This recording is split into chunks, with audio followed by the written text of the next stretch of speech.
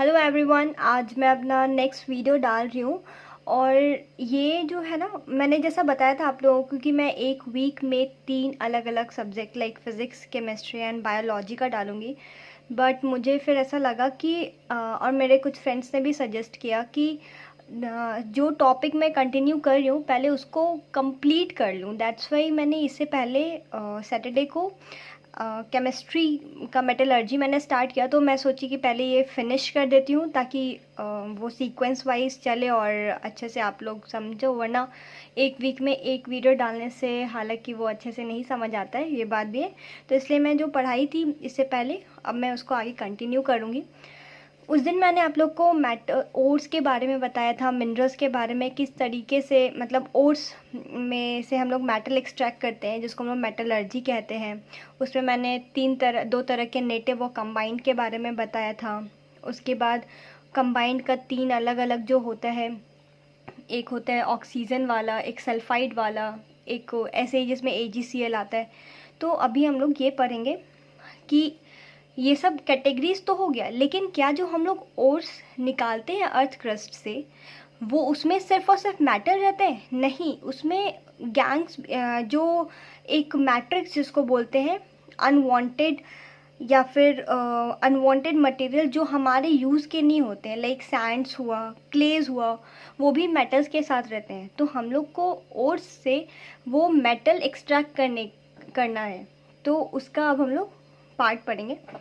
सो यहाँ देखो, steps of extraction of metal from oats. Oats से हम लोग को मेटल निकालना है। ऑफ कोर्स किसी भी चीज़ में गंदगी तो रहती है ना, अगर हम लोग कोई चीज़ को निकालना है, एक्सट्रैक्ट करना है, तो उसमें से हम लोग को मेटल निकालना है। तो मेटल में सिर्फ ओट्स में सिर्फ मेटल ही नहीं बल्कि अनवांटेड सब्सटेंस भी होते हैं। इसको ओट्स से मेटल निकालने का 4 तुम्हें ऐसा प्रोसेस है, 1 बाय 1 हम लोग सब पढ़ेंगे। सबसे पहले कॉन्सेंट्रेशन ऑफ ओर। देखो कॉन्सेंट्रेशन ऐसे यहाँ पे कॉन्सेंट्रेशन का मतलब ये नहीं है कि ध्यानपूर्वक किसी बात को जैसे हम लोग सुनते हैं या फिर ध्यानपूर्वक जो हम लोग पढ़ाई करते हैं, लेकिन मीनिंग उसको उसी से रिलेट करती है। लाइक कॉन्सेंट्रेशन का मतलब क्या होता है? We are focusing on something unique, something which is focusing on our goal, जो हमें करना है, या किसी एक पर्टिकुलर थिंग पे फोकस करना कि हम लोग को यही करना है। जैसे लाइक हम लोग अगर पढ़ते हैं तो उस टाइम सिर्फ पढ़ाई करना है, ना मोबाइल चलाना है, ना खाना है, ना पीना है, ये सब नहीं होता है। तो कॉन्सेंट्रेशन ऑफ ओर का मतलब, ओर्स का हम लोग को कॉन्सेंट्रेशन करने का मतलब है ओर्स से हमें जो हमारी कंसर्न चीज़ है उसको निकालना, और उसके अलावा जो भी अनवांटेड थिंग है लाइक टीवी, खाना पीना, these are unwanted things when we are study. तो वही हो रहा है कि जब हम लोग पढ़ाई कर रहे हैं तो उस टाइम जो टीवी भी देखते हैं वो नहीं देखना चाहिए। तो वही जो कंसंट्रेशन का मतलब होता है, जब हम लोग अनवांटेड थिंग को हटा के जो हमारे कंसर्न की चीज़ है बस उसको उस पर फोकस करना। तो ओर्स से हमारा किस पे फोकस जा रहा है? तो मेटल हम लोग को एक्सट्रैक्ट करना है। दूसरा है conversion of ore into oxide. उसके ऑक्साइड में चेंज करके उसके बाद उसका पर्टिकुलर मेटल को एक्सट्रैक्ट करना। फिर उस मेटल ऑक्साइड जो बना है उसका रिडक्शन करके मेटल निकालना, और मेटल का रिफाइनिंग। तो हम लोग ये 1 बाय 1 सारे प्रोसेस को पढ़ेंगे। आज हम लोग सबसे पहला कॉन्सेंट्रेशन ऑफ ओर के बारे में पढ़ेंगे। देखो यहाँ क्या लिखा है, ores found in earth crust. Earth crust में हम लोग ज़मीन के नीचे हमारे यहाँ मिलता है ना ओर्स, उसमें 2 चीज़ होते हैं। ओर में क्या होता है? इम्प्योरिटीज़ होती है, मतलब यहाँ मेटल बोल सकते हैं, मेटल प्लस इम्प्योरिटी। इसको हम लोग को कॉन्सेंट्रेशन करना है। कॉन्सेंट्रेशन का मतलब है इस ओर्स को हटाना है और उससे हम लोग को प्योर ओर पार्टिकल मिलना है। और वो प्योर ओर पार्टिकल का मतलब उसमें सिर्फ और सिर्फ मेटल प्रेजेंट होना चाहिए। अब देखो उसको, वो कॉन्सेंट्रेशन का मतलब मैंने तुम्हें पहले ही बता दिया, अनवांटेड मटेरियल को हटाना। अनवांटेड का मतलब सैंड हुआ, क्ले हुआ, ये सब। अब कॉन्सेंट्रेशन ऑफ ओर, इसको हम लोग ड्रेसिंग भी कहते हैं। ड्रेसिंग क्यों कहा जाता है? जैसे हम लोग ड्रेसिंग का मतलब, जैसे हम लोग कभी बाहर जाते हैं तो अच्छे से तैयार व्यार होते हैं। घर पे रहने का तरीका और ऐसे रहने का तरीका अलग होता है। जैसे बाहर जाते हैं तो फुल नहाते हैं, अच्छे से फ्रेश होते हैं। तो क्या होता है, हम लोग नहाने के बाद जो डर्ट होता है हमारे बॉडी के अंदर वो सबको हटाते हैं। तो वही बोल रहे हैं कि हम लोग ओर्स का ड्रेसिंग करना, मतलब ओर्स में जो अनवांटेड थिंग है उसको रिमूव करके उससे सिर्फ हमारे कंसर्न की चीज़ें ऑब्टेन करने को ड्रेसिंग कहेंगे। ओके, अब देखो कॉन्सेंट्रेशन ऑफ ओर, इसमें दो मेथड होते हैं। एक होता है फिजिकल मेथड, एक होता है केमिकल मेथड। फिजिकल मेथड में 3 पार्ट है, gravity separation, magnetic separation and froth floating. देखो इसमें इसके वर्ड से, इसके नाम से ही तुम्हें समझ आ जाएगा कि किस तरीके से हम लोग को सेपरेशन करना है इसका। ग्रेविटी तो सबको पता है, ग्रेविटी का डिफरेंस होता है, उसके बेसिस पे हम लोग को निकालना होगा। मैग्नेटिक सेपरेशन मतलब जो सब्सटेंस मैग्नेट से अट्रैक्ट हो गया उसको अलग, और जो मैग्नेट से अट्रैक्ट नहीं हुआ उसको अलग। फ्रोथ फ्लोटेशन का मतलब, फ्रोथ का मतलब होता है झाग, जो ऊपर में ऐसे बबल्स जैसा निकलता है ना, वो फ्लोटेशन मतलब, फ्लोट मतलब तैरना। तो वो जो बबल्स वाटर के ऊपर तैरता है उसके बारे में, उससे हम लोग को अलग करना है कि उसका बबल्स अलग और उसका जो भी हमें कंसर्न की चीज़ें हैं वो अलग अलग। ठीक है, तो इसका 1 बाय 1 हम लोग आज ये 3 पढ़ेंगे, केमिकल वाला नेक्स्ट डे। सबसे पहला है ग्रेविटी सेपरेशन। ग्रेविटी सेपरेशन को हम लोग हाइड्रोलिक वॉशिंग भी कहते हैं। हाइड्रोलिक वॉशिंग का मतलब पहले समझो वो होता क्या है। हाइड्रोलिक ऑफकोर्स हाइड्रो से ऐसा रिलेशन है, मतलब पानी का कुछ तो होगा, और वॉशिंग मतलब धोना। तो देखो, वॉशिंग ओर विथ वाटर, पानी से हम लोग ओर को धोना, उसका मैं ऐसे प्रोसेस करके बताऊंगी। इसमें क्या होता है कि एकदम झटके से सब फोर्सफुली एक जगह से पानी आता है और वो जो ओर्स होते हैं उसको एकदम धक्के से देता है, उसमें से ग्रेविटी सेपरेशन होता है। जो ज़्यादा दूर फेंका गया वो अलग, जो एक जगह जमा हो गया वो अलग कर देता है। इसमें ग्रेविटी डिफरेंस के वजह से हम लोग ये जो मैट्रिक्स होते हैं, जो अनवांटेड पार्टिकल्स होते हैं उसको अलग करते हैं। देखो इसमें क्या होता है, ये एक टैंक है, इसमें एकदम झटके से पानी का फ्लो हो रहा है, और ये जो है यहाँ से ओर्स को हम लोग गिरा रहे हैं, ये जो रेड कलर से मैंने डिनोट किया। अब यहाँ झटके से पानी आया, ये जो ओर पार्टिकल है ये पानी के फ्लो में गया, ये जो अनवांटेड पार्टिकल्स होंगे ना वो इधर इधर निकल जाएंगे, और जो हमारे कंसर्न के मेटल्स होते हैं उसमें वो यहाँ पर जमा हो जाएंगे। सेपरेटेड ओर्स मतलब ये अब फाइन ओर्स हो गया, जिसमें अब अनवांटेड सब्सटेंस प्रेजेंट नहीं है। ठीक है, इसी में होता है ग्रेविटी सेपरेशन, ऐसा ही होता है। अब देखो दूसरा क्या है, मैग्नेटिक सेपरेशन। जैसा मैंने बताया था नाम से ही है मैग्नेट, मैग्नेटिक प्रॉपर्टीज़ के डिफरेंस, मतलब जो अनवांटेड सब्सटेंस है वो या तो अनवांटेड सब्सटेंस या तो मेटल, इस दोनों में से कोई एक, जो भी अट्रैक्ट होगा वो अलग, जो नहीं अट्रैक्ट होगा वो अलग। ऐसा होता है बहुत सारे मेटल जो अट्रैक्ट नहीं होते मैग्नेट से, लाइक कॉपर, फिर gold, silver, these are not attracted by metals. बहुत सारे ऐसे अनवांटेड होते हैं जो अट्रैक्ट होते हैं। तो इसी का जो डिफरेंस होता है ना, इसके बेसिस पे इसको हटाया गया है, मतलब दोनों में से कोई एक ना एक अट्रैक्ट होगा ही। देखो इसमें क्या होता है, इसको हम लोग कन्वेयर बेल्ट बोलते हैं। ठीक है, ये जो यहाँ पर जो 2 मैग्नेट रोलर है इसको पूरा को कन्वेयर बेल्ट बोलते हैं। इसमें क्या होता है, यहाँ से ओर्स आता है, ठीक है, इस तरीके से यहाँ से ऐसे ऐसे ऐसे करके ओर्स जाएगा, और ये जो मूविंग रोलर है वो इस रोलर है ऑफकोर्स इस तरीके से घूमता जाएगा, और जैसे जैसे ये जाएगा तो जो नॉन मैग्नेटिक होगा वो दूर भाग जाएगा क्योंकि वो रिपेल हो गया है, और जो मैग्नेटिक होगा, जो अट्रैक्ट हुआ, वो इधर आके जमा हो जाता है। ठीक है, यही होता है मैग्नेटिक सेपरेशन। अब देखो फ्रोथ फ्लोटेशन। सबसे पहले ये जो फिगर बना है इसके बारे में समझो। ये है रोटेशन पैडल जो रोटेट करता है, यहाँ से कंटिन्यूस एयर हम लोग पास करते रहते हैं। ये मिनरल फ्रोथ है, ये मिनरल फ्रोथ है। फ्रोथ मतलब मैंने बताया झाग जो होता है ऊपर में, जैसे हम लोग साबुन का या सर्फ का यूज़ करते हैं तो ऊपर में ऐसे बुलबुला जैसा निकल जाता है ना, उसी को फ्रोथ बोलते हैं। और यहाँ पर हम लोग ऐसा ओर प्लस ऑयल को मिक्स करते हैं, और ये पैडल होता है जो कंटिन्यूसली एयर को पूरे, क्योंकि यहाँ से जो एयर आ रहा है इसके वजह से ये पूरे जितना भी सिस्टम है ना सब में ऐसा डिज़ोल्व हो जाएगा। ठीक है, देखो इसमें हम लोग करते क्या है, ये जो मेथड है ना फ्रूट फ्लोटिंग, ये जनरली सल्फाइड ओर के लिए होता है। सल्फाइड ओर में से वही अनवांटेड जो सब्सटेंस होते हैं ना उसको हटाने के लिए हम लोग फ्रूट फ्लोटेशन का यूज़ करते हैं। इस प्रोसेस में होता क्या है, जो सल्फाइड ओर होता है ना उसको और पानी को एक दूसरे से मिलाते हैं, उसका सस्पेंशन बनाते हैं। उसके बाद उसमें कलेक्टर और फ्रोथ स्टेबलाइज़र ऐड करते हैं।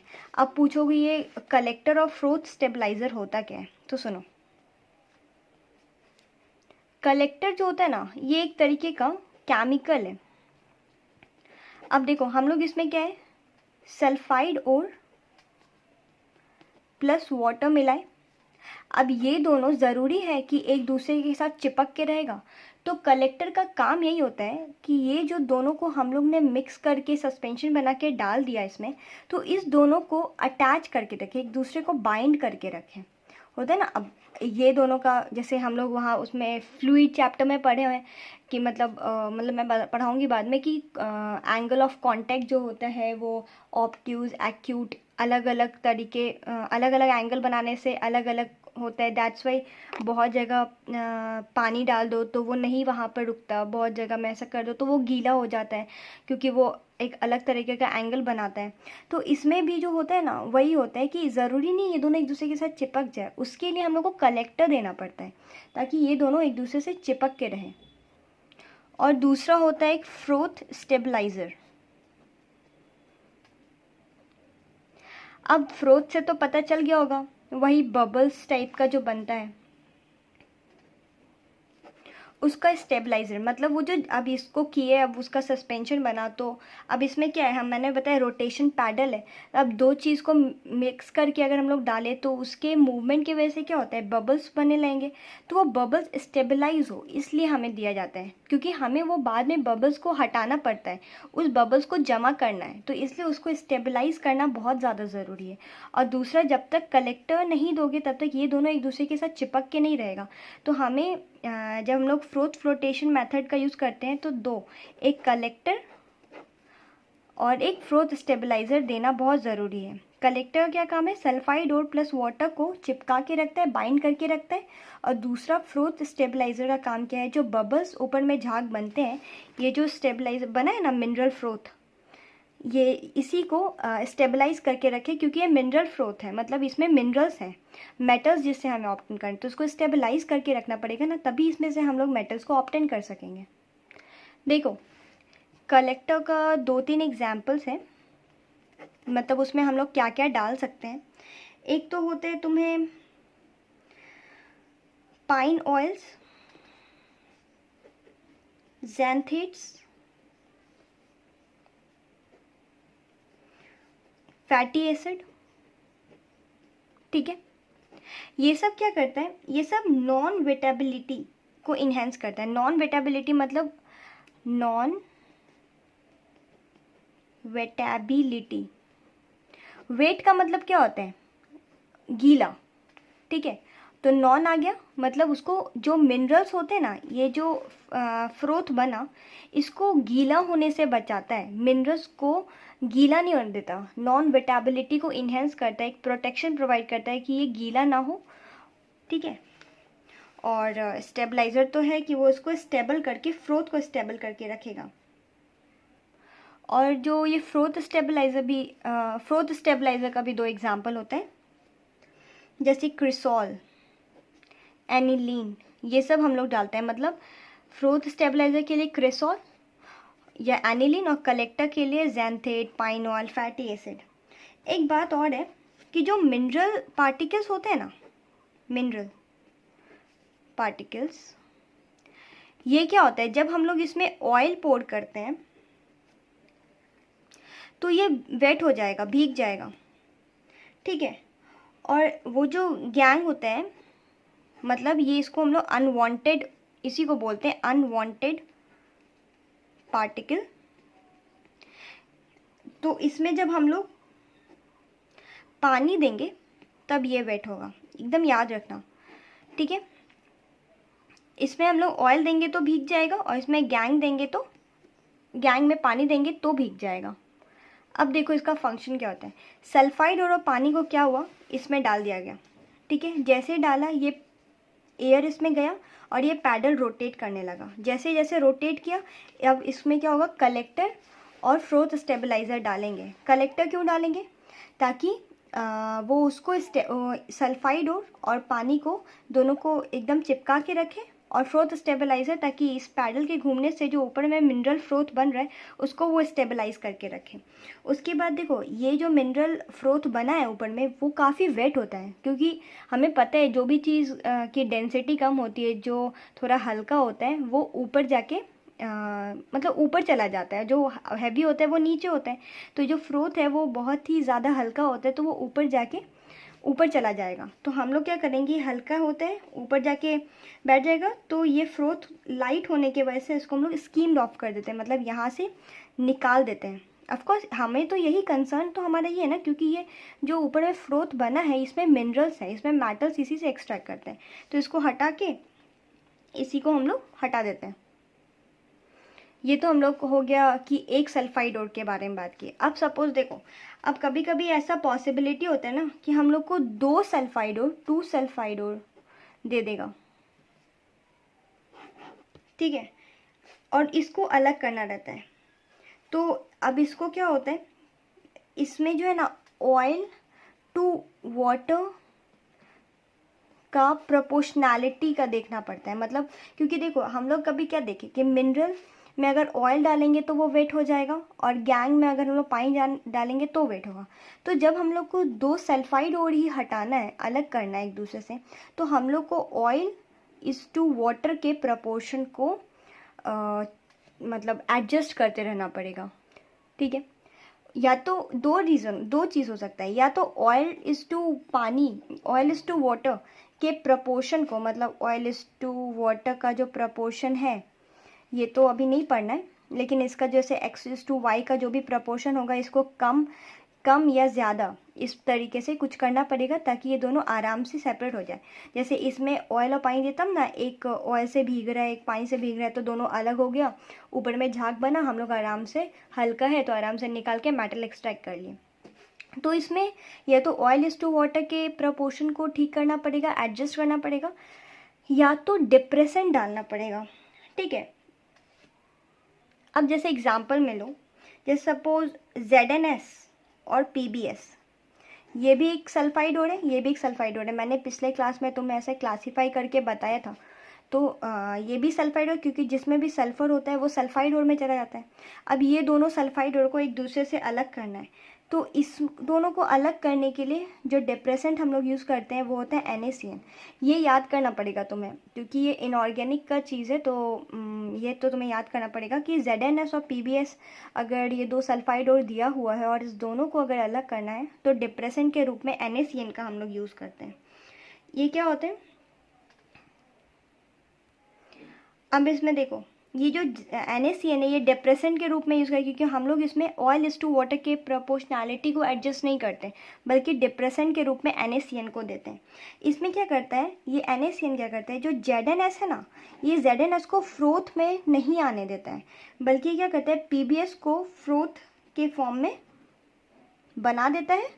तो ये अब फ्रोथ के फॉर्म में चला गया, तो क्या होगा, यहाँ पर इस तरीके से ऊपर में ये फ्रोथ के फॉर्म में PbS आ गया। NaCN किसको फ्रोथ के फॉर्म बनाता है, तो PbS, ठीक है, लेड सल्फाइड को।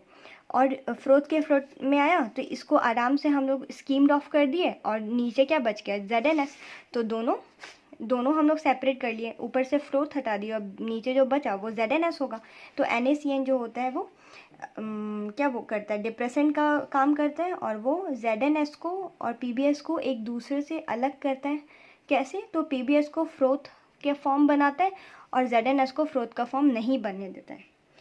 सो here we will stop our class. तो आज जितना भी पढ़ाया ये बहुत अच्छा है, बहुत मतलब मैंने इसको पूरा समराइज़ करके बताया है, फुल NCERT है, और मैंने हर एक पॉइंट को कवर किया है। इनफैक्ट जो जो मैंने नाम लिया ये सब भी NCERT का ही है, तो इसको अच्छे से पढ़ना और इसे 11th-12th स्टूडेंट और जो भी ड्रॉप आउट्स हैं, जो उसे भी जिसे भी इस तरीके का कुछ समझना है तो उसे भेजना। Please like, share and subscribe my video. Thank you. और हाँ, कल भी मैं एक इस पे छोटा सा बनाऊंगी, जो बचा हुआ है मैंने यहाँ पर लीचिंग जो केमिकल मेथड है इसका, ये मैं नहीं पढ़ाई हूँ, तो ये वाला मैं कल पोर्शन कवर करूँगी। और कल मैं छोटा सा एक बना दूँगी सिर्फ लीचिंग पे, ताकि ये कवर हो जाए और फिर वैसे ही जैसे मैं पढ़ाती हूँ वैसा कंटिन्यू करूँगी। Thank you.